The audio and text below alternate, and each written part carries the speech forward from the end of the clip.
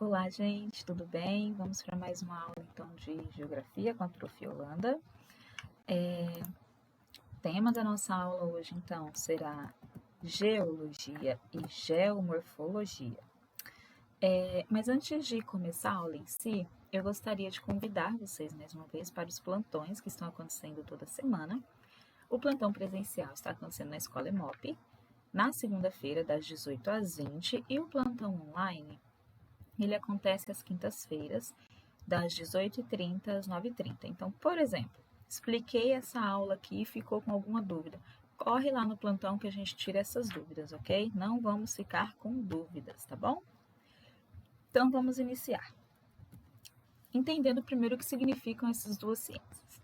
Então, a geologia é a ciência que ela procura explicar os processos inerentes à estrutura e ao modelo terrestre, formação do relevo e tudo mais. E a geomorfologia é o estudo das formas da Terra, as formas de relevo. As estruturas que formam a superfície refletem os eventos geológicos da história do nosso planeta. Então, a gente tem que entender como isso acontece e as transformações que vão acontecendo. E aí eu já começo fazendo uma pergunta para vocês. O que é relevo?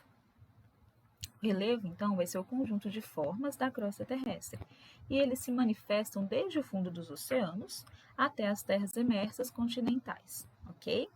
Então, nós podemos dividir o relevo em 4 formas: as montanhas, as planícies, os planaltos e as depressões, ok?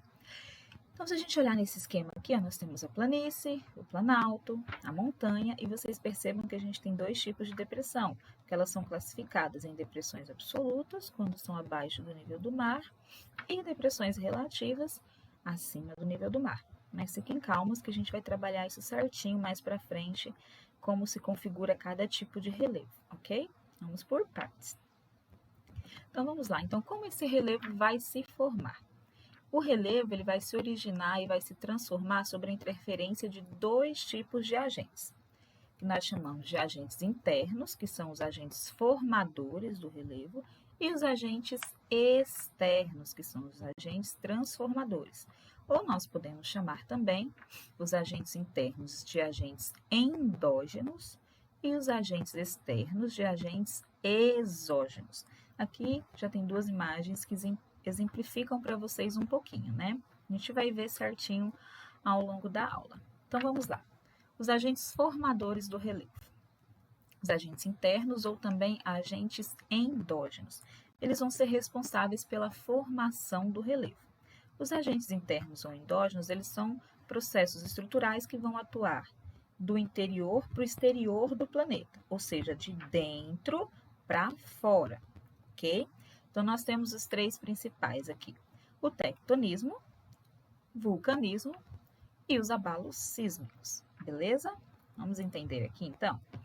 Os agentes internos são os processos que têm a sua origem no interior do planeta: vulcanismo, tectonismo e os abalos sísmicos. O que é cada um, assim, bem resumido?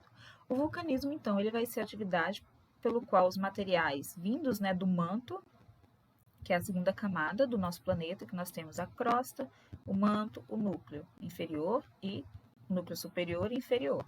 Então, a segunda camada, o manto, ele é composto por vários materiais. E quando esses materiais atingem a superfície, por exemplo, a lava, as cinzas vulcânicas, os gases, através, então, de fendas, né, e aberturas na crosta terrestre, recebe o nome de vulcanismo, ok? Aqui a gente tem um exemplo da erupção de um vulcão, o vulcão Krakatoa, na Indonésia. Na verdade, esse vulcão aqui, ele já não existe mais. Ele entrou em erupção e quando ele entrou em erupção, ele se auto-explodiu. Foi tão forte a sua erupção que ele se explodiu, só que ele originou um vulcão no seu lugar, que é chamado de Anak Krakatoa. É um vulcão filho, vamos dizer assim, que também ele está em pleno processo de erupção, é um vulcão ativo. Então vamos lá, a acumulação e a consolidação da lava, né, que é expelida dos vulcões, elas podem dar origem a montanhas, a ilhas, e a gente vai ver ali para frente algumas formas de rochas, como as rochas magmáticas, ok? Continuando, temos também o tectonismo. O tectonismo, ele é o movimento que se origina através do movimento das placas tectônicas. Então, vamos lá, os terremotos, os vulcões, as rochas dobradas e falhadas são exemplos claros de que toda a crosta esteve e está em constante movimento. Então, nós temos que entender que o nosso planeta, desde a sua origem, ele está em pleno processo de modificação e transformação. E um desses processos, ele é visível através do movimento das placas tectônicas. São grandes falhas, é como se todo o nosso planeta ele fosse todo quebradinho. E essas falhas, elas se movimentam. E esses movimentos são denominados movimentos tectônicos. Nós classificamos eles em dois tipos, os movimentos orogênicos e os movimentos epirogênicos, ou orogênese e epirogênese, ok? Continuando então. Aqui eu trouxe só um exemplo para vocês do que eu expliquei, que todo o nosso planeta, ele é cortado, né? Ele é todo fragmentado. E essa fragmentação nós chamamos de placas tectônicas. Cada linha dessa aqui representa, então, uma falha, uma placa tectônica. Então, nós temos placas. A placa sul-americana, onde nós nos encontramos, né? A placa de Nazca, que em contato com a placa sul-americana criou, então, a Cordilheira dos Andes. Temos aqui a placa africana e a placa sul-americana, que estão se distanciando, mais ou menos 1 centímetro a cada ano. E aí a gente vai ver que as placas, quando elas se movimentam, ela tem movimentos diferentes. E a gente vai ver isso daqui a pouquinho, os 3 tipos de movimentos de placa. Mas isso só para vocês entenderem como é a configuração das placas tectônicas. Então, temos aqui, ó, placa pacífica, norte-americana, euroasiática, africana, indo-australiana, placa das Filipinas, Nazca, Antártica e assim por diante, ok? Lembrando que onde essas placas se encontram, quando temos movimento convergente, quando essas duas setinhas estão se aproximando, nós temos muitos terremotos. Exemplos, aqui na América do Sul, Chile, nós temos principalmente áreas ali do continente asiático, como o Japão, que ele está situado próximo a 3 placas tectônicas, então é um lugar que existe muito terremoto, ok? Então, vamos continuar, falar dos 2 movimentos. Então, temos a epirogênese, que é um movimento vertical de soerguimento ou rebaixamento de grandes áreas da crosta continental, ok? A epirogênese, ela vai dar origem às fraturas e às falhas geológicas, beleza? Já a orogênese, ela ocorre na zona de convergência das placas tectônicas. Então, são forças horizontais no limite das placas que provocam dobramentos da estrutura rochosa. Esses dobramentos, né, nós chamamos também, dão origem às montanhas e às grandes cordilheiras, como a Cordilheira dos Andes, Cordilheira do Himalaia, as montanhas rochosas lá nos Estados Unidos e assim por diante, ok? Então, nós temos aqui, ó, a orogênese como um movimento vertical, um movimento horizontal. A orogênese é um movimento horizontal que dá origem às cordilheiras. Quando uma placa que tem uma densidade maior se colide com a placa com a densidade menor, a placa com a densidade maior ela tende a ir para o fundo e soerguer a placa maior, criando então as montanhas e cordilheiras. E a epirogênese é um movimento vertical, como a gente consegue ver aqui, ó, ok? É um movimento de falha, tá bom? E aqui a gente tem um exemplo, aqui ó, ponto A, B e C, de como esses movimentos podem acontecer. Quando as placas tectônicas elas se colidem ou se afastam, nós podemos classificar em 3 formas, em 3 tipos de movimento: convergentes, divergentes e transformantes. Então, vamos lá pelo início, com o movimento divergente. Então, o sentido do movimento relativo entre as 2 placas litosféricas faz com que elas se afastem uma da outra. Mas por que esse afastamento ocorre? Devido à ascensão do magma, e ocorre a formação da nova litosfera, da nova crosta terrestre. Então, o que acontece? Nós temos 2 placas. Vamos pegar o exemplo aqui, ó, da placa sul-americana e da placa africana. Nós temos aqui, ó, a setinha se afastando, não é? Quando as placas estão se afastando uma da outra, nós chamamos de movimento divergente. Elas estão se afastando, ok? E o movimento divergente, então, ele vai formar uma nova litosfera, uma nova crosta, porque o magma ele vai ascender, ok? Perfeito? Continuando então. E aí a gente tem o movimento convergente. No movimento convergente, percebam que acontece o contrário. As placas, elas estão se chocando. Olha o movimento das setinhas. Elas estão em choque uma com a outra. E aí o que vai acontecer? Como a prof já explicou. Temos placas que têm densidade maior, que são maiores. Temos placas que têm densidade menores. Vamos ver um exemplo aqui de novo? Ó, por exemplo, nós temos a placa sul-americana e temos a placa de Nazca. Sabemos que a placa sul-americana, aqui, ó, olha o tamanho dela, ela é bem maior. Então, o que vai acontecer? Quando as placas elas se chocam, a placa mais densa tende a entrar e levantar a placa menor, soerguendo ela, levantando. E aí a gente tem a formação de montanhas, de cordilheiras e assim por diante. E para terminar o último movimento, o movimento transformante. Olha só como as placas estão se movimentando. É como se nós tivéssemos duas placas, uma do lado da outra. E essas placas fazem isso aqui, ó. Elas vão para um lado e vão para o outro. Elas é um sentido de movimento relativo entre as duas placas. Vai fazer com que elas deslizem lateralmente entre uma a outra, ok? Elas fazem esse movimento deslizante. Não vai ocorrer a formação nem a destruição da litosfera, como ocorre nas placas divergentes e convergentes, ok? E aí vamos falar dos abalos sísmicos, ou tão conhecidos como terremoto. O terremoto, então, ele vai ser uma vibração da superfície terrestre que vai ser produzida por forças naturais que são situadas no interior da crosta, em profundidades variáveis, que a gente chama de epicentro, hipocentro, enfim. Eles podem também ser associados a algumas ações humanas, quer direto ou indiretamente nas atividades de extração de minerais, água, petróleo, mas isso, os terremotos provocados por ações humanas, eles são relativamente muito pequenos, né? Nós sabemos que para classificar um terremoto, nós temos uma escala chamada de escala Richter, tá? Onde nós temos o 10 como a maior, assim, né? E aí, esses terremotos com magnitude muito alta, geralmente eles vão acontecer por choque de placas tectônicas, beleza?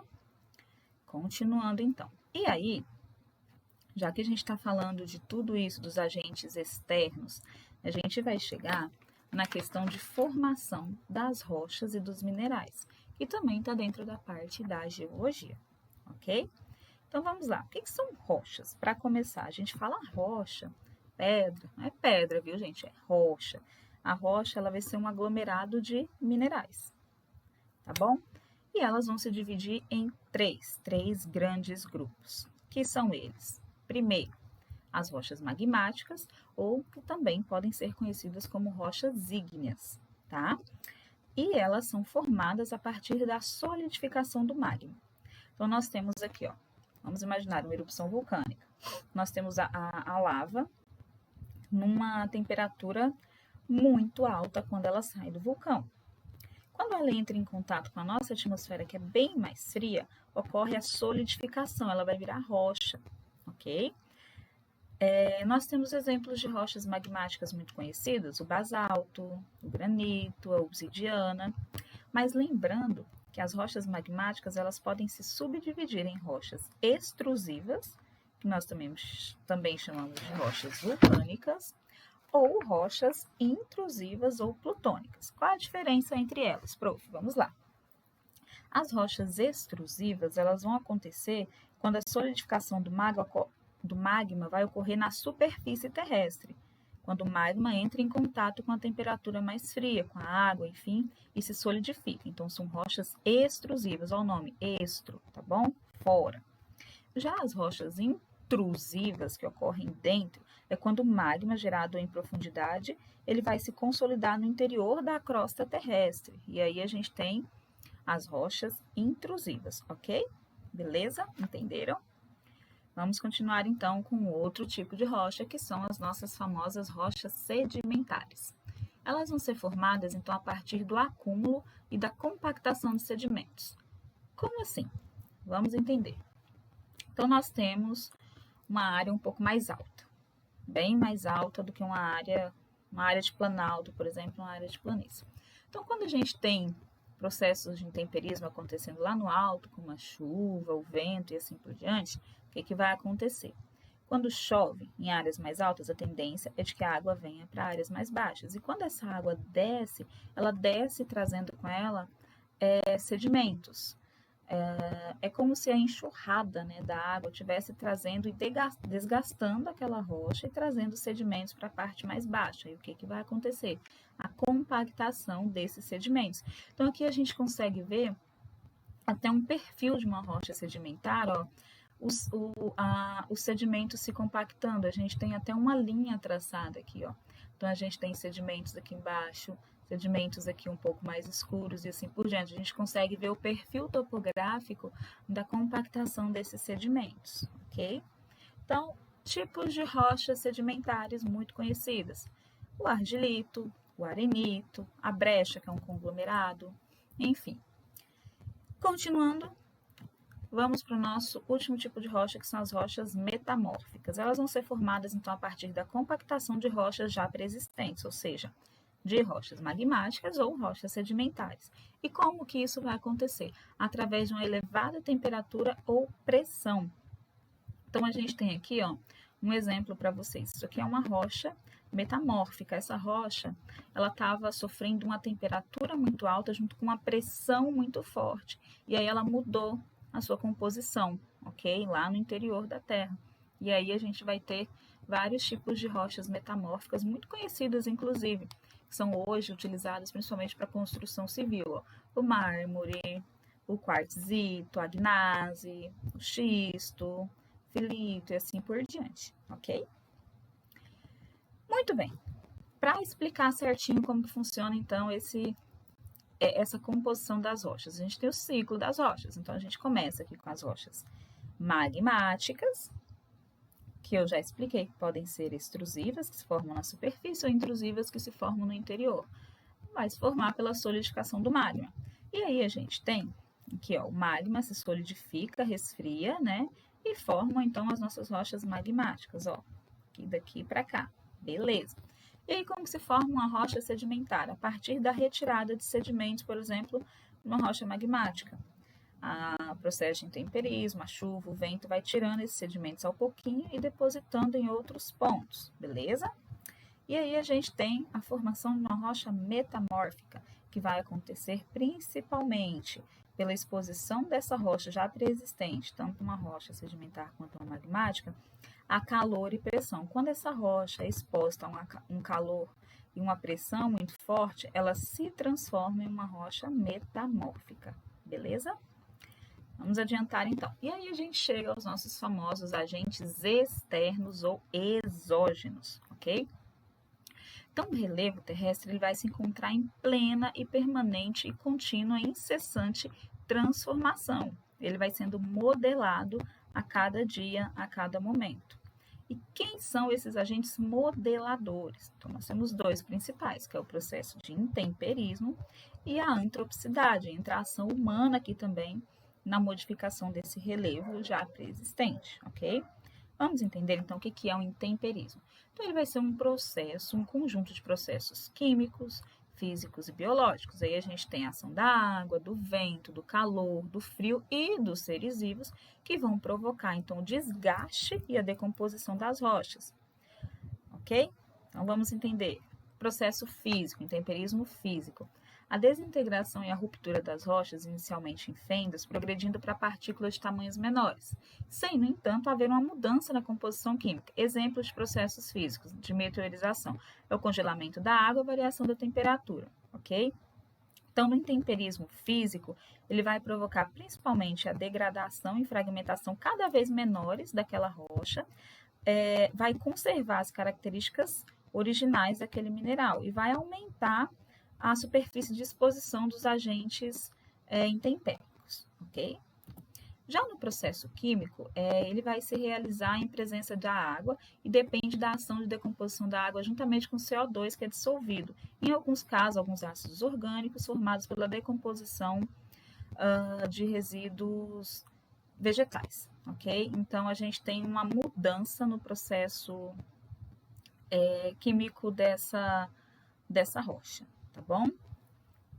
Continuando. E aí a gente entra com a antropicidade. Como que o ser humano ele consegue modificar o relevo? Então, a antropicidade ela vai se constituir na atuação direta ou indireta do ser humano sobre o planeta. Então, por exemplo, vou dar um exemplo aqui para vocês. Nós temos aqui uma área, e essa área mostra uma encosta aqui no ponto A, uma encosta, e aqui a gente tem construções humanas, que a gente vê um prédio, uma rua e assim por diante. Então aqui, vocês viram que ocorreu uma ruptura nesse perfil de relevo. Então, do ponto A para o ponto B tem uma ruptura. E aí, o que vai acontecer? Normalmente, através do processo de intemperismo, quando chovia aqui na parte de cima, né, na parte mais alta, a chuva tendia a descer. Inicialmente deveriam ter árvores aqui, e aí a árvore a gente sabe que as raízes elas seguram um pouco esse solo no lugar. Se a gente retira, né, a segurança do solo, que são as árvores, e constrói, né, logo na parte de baixo desse relevo, então a susceptibilidade de eventos como desmoronamentos pode ser muito mais fácil de acontecer, porque a gente não tem nada que segure esse solo aqui, que deixa esse solo paradinho. Então, se a chuva vem uma enxurrada, a gente tem vários e vários processos de desmoronamento. Isso ocorre muito nas regiões serranas do Brasil, como por exemplo o Rio de Janeiro. Um exemplo muito claro que a gente vê o que aconteceu há pouco tempo na cidade de Petrópolis, São Vicente, se eu não me engano, que toda a encosta ela veio abaixo e soterrou várias construções que ele tinha, provocando inclusive, infelizmente, inúmeras mortes. Ok? Então, isso é a ação antrópica modificando o relevo, beleza? E aqui a gente tem um processo de só algumas imagens para relatar os agentes modeladores do relevo. Então, aqui a gente pode ver que ocorreu desgaste dessa rocha através do intemperismo, tanto químico quanto físico.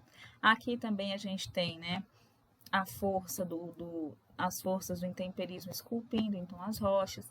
Esse exemplo aqui é do Parque do Grand Canyon. Aqui a gente tem tanto a ação fluvial, né, pluvial, enfim, dos rios, o Rio Colorado, que faz todo o contorno do Grand Canyon, e dos ventos também que vão retirando sedimentos. Então, o intemperismo age com muita força nesse local.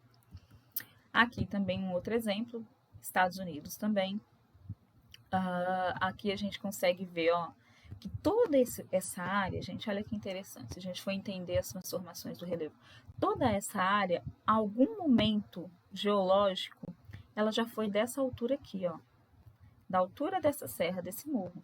O que aconteceu? Os processos de intemperismo foram desgastando a rocha e transformando esse lugar, né, em áreas mais baixas. Então, nós podemos chamar isso aqui de um morro testemunho. Quer dizer que antigamente toda essa área tinha um relevo com essa altitude aqui, que foi sendo desgastada pelo processo de intemperismo, ok? Que são os agentes modeladores do relevo, tá?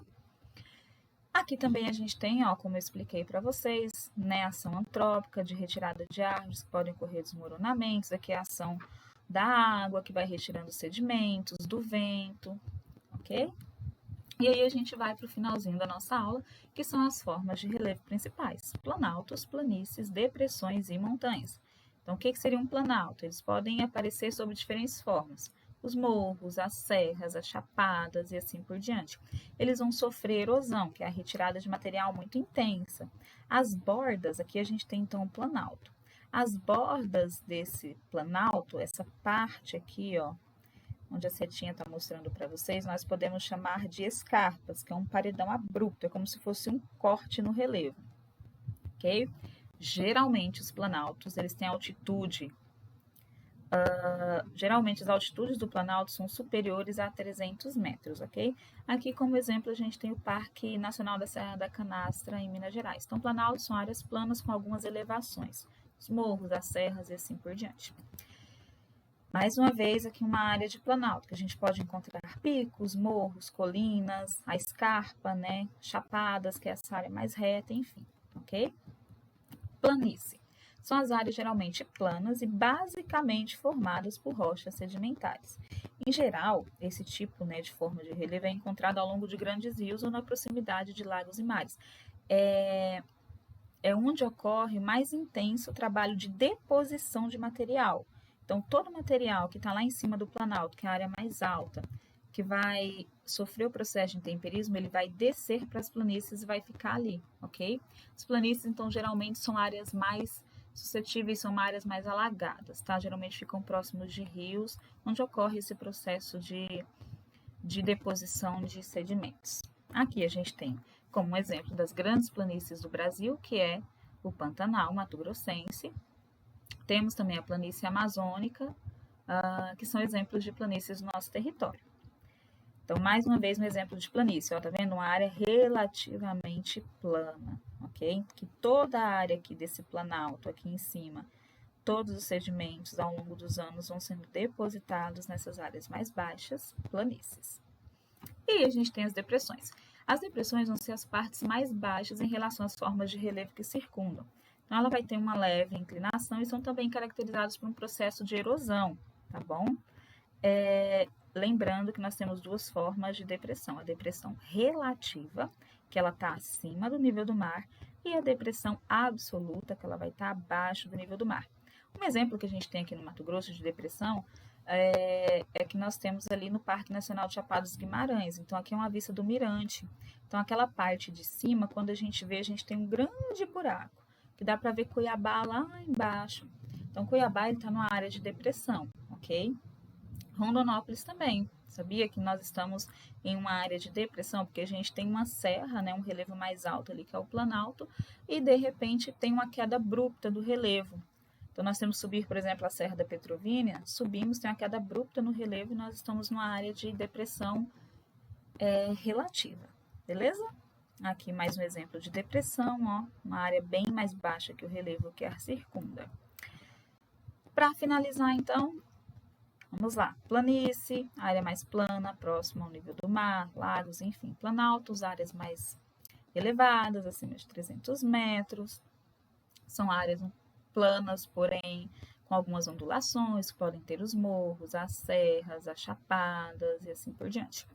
Temos a depressão absoluta, que ela está abaixo do nível do mar.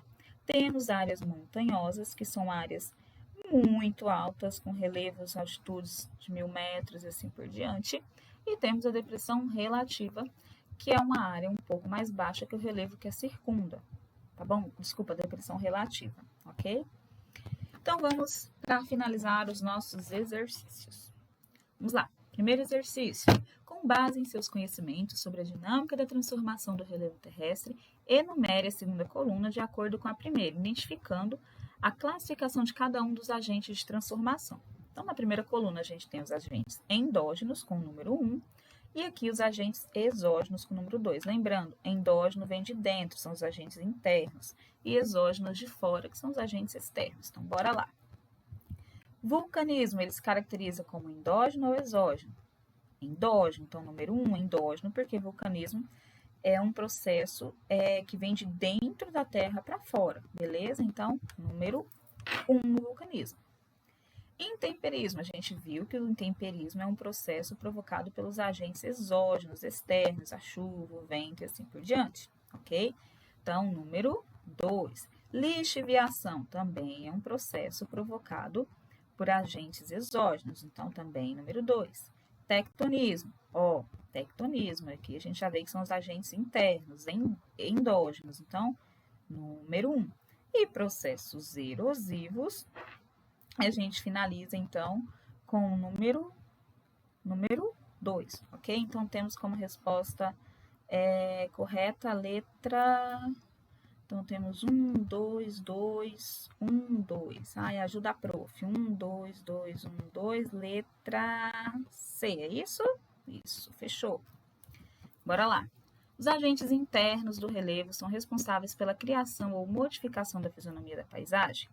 Um desses agentes é provocado por forças no interior da Terra que atuam de forma lenta e prolongada na costa terrestre. Ó, forma lenta e prolongada na costa terrestre. Entre outras consequências, ele é capaz de produzir deformações, formação de falhas e dobramentos na superfície, dando origem a diversos tipos de relevo. Assinale a opção que corresponde ao agente interno do relevo descrito anteriormente. Então, vamos lá. Agente interno do relevo que tem a capacidade de produzir deformações, formações de falhas e dobramentos na superfície. Então, a resposta correta seria letra A, que é o movimento tectônico, beleza? Continuando, ó, vai uma do Enem 17 para vocês aqui. A destruição, o transporte, a deposição de pequenos fragmentos rochosos dependem da direção e intensidade com que esse agente atua na superfície terrestre, sobretudo em regiões áridas e semiáridas, com pouca presença de vegetação. É nesse ambiente que se verifica o constante trabalho de formação, destruição e reconstrução de elevações de areia que vão receber o nome de dunas. A modelagem do relevo apresentado relaciona-se ao processo de erosão decorrente da ação. Então vamos lá, glacial no deserto? Não, né, gente? Não temos. Fluvial, nós temos pouca presença de água, então, Marinha, também não. Fluvial, também não, nós estamos no deserto. Então, o que se caracteriza aqui seria a eólica, a erosão eólica, letra C. E por último, sobre as formas de relevo existentes na superfície terrestre, assinale a alternativa incorreta. Fiquem bem atentos para isso, porque a gente acaba lendo rápido e tenta marcar a correta, no caso aqui é incorreta. Então vamos lá. Os planaltos são mais elevados que as planícies e menos do que as montanhas? Podem apresentar composições cristalinas, sedimentares e basálticas? Sim, né, gente? A gente acabou de ver isso ali no nosso esqueminha. Letra B. A depressão, quando abaixo do nível do mar, é chamada de absoluta, mas acima do nível do mar e abaixo da região do entorno é chamada de relativa? Sim, a gente acabou de ver isso também no nosso esqueminha de relevo. Vamos lá. Nas planícies, o processo de erosão não é muito acentuado, correto? Havendo uma deposição de sedimentos em menor grau em comparação com as demais formas de relevo, ó, aqui a gente tem um problema. Nas planícies acontece a maior parte da deposição dos sedimentos das áreas mais altas. Então, das áreas mais altas, os sedimentos vão indo para as planícies, que são as áreas mais altas. Então, está incorreto. Então, a resposta seria a letra C, ok? É isso, pessoal. Ficaram com dúvida? Se ficaram, vão lá nos plantões tirar essa dúvida, porque são dois conteúdos muito importantes. Sempre está no Enem, ó, a gente viu uma perguntinha aqui que eu já coloquei para vocês. Então, qualquer dúvida, procurem a prof nos plantões, ok? Então, é isso. Qualquer coisa, estou nos plantões segunda e quinta, beleza? E a gente trabalha melhor nos sábados também, ok? Tchau, tchau.